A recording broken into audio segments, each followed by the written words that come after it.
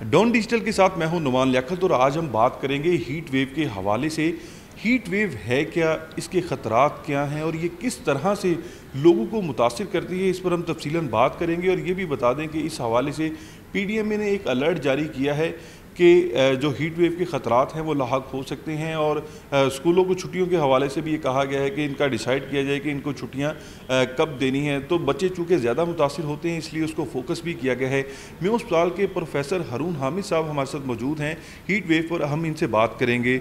Sir, बहुत शुक्रिया आपके वक्त का। पहले तो हम ये जानना चाहते हैं कि हीट वेव है क्या, ताकि लोगों को पता चल सके कि ये हीट वेव क्या है और किस तरह से लोग मुतासिर होते हैं। पाकिस्तान डिज़ास्टर मैनेजमेंट अथॉरिटी ने अभी अलर्ट जारी किया है कि आने वाले कोई हफ़्ता 10 दिन के अंदर जो आबो हवा का टम्परेचर है वो साल के इस हिस्से में आम तौर पे जो टम्परेचर होता है उसके निस्बत ज़्यादा होगा। This is what the heat wave is.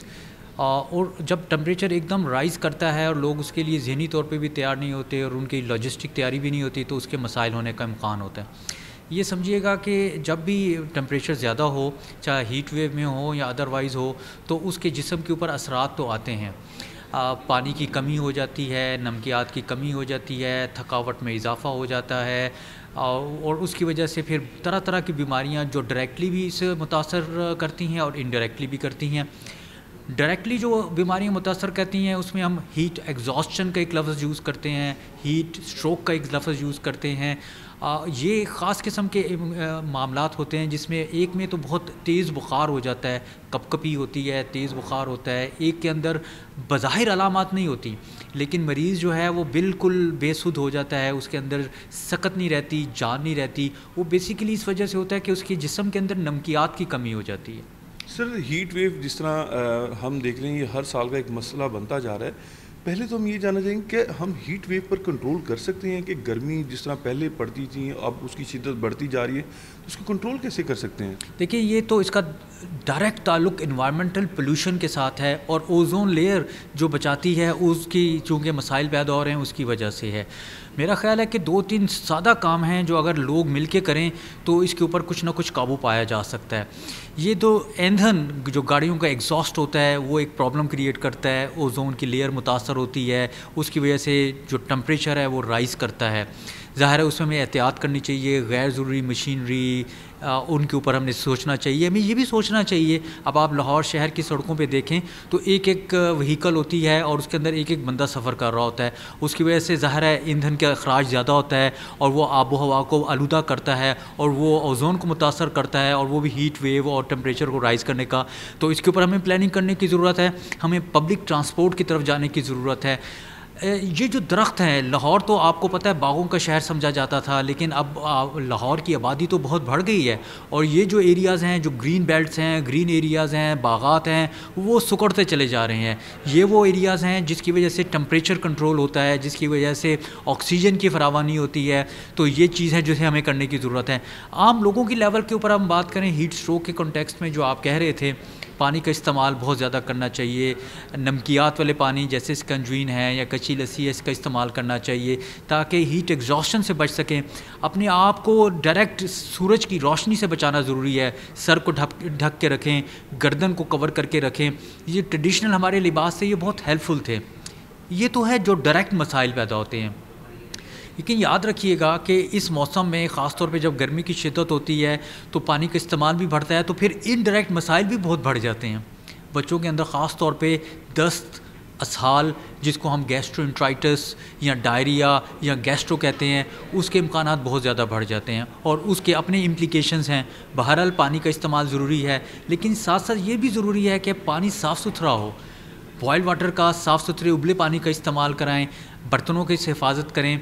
एक जो बड़ी अहम बात है जो छोटे बच्चों के हवाले से मैं कहना चाहता हूँ वो ये है कि बच्चों के अंदर, अगर नौज़ायदा बच्चों के अंदर 6 महीने की उम्र तक बच्चों के अंदर अगर एक्सक्लूसिव ब्रेस्ट फीडिंग यानी कि माँ के दूध का इस्तेमाल कराएं तो वो भी बहुत सारी बीमारियाँ जो इस तरीके से बच्चे को मिल सकती हैं उससे बचाता है, क्योंकि माँ के दूध के अंदर क़ुव्वत मुदाफ़त ऐसी होती है जो इनसे बचा सकता है।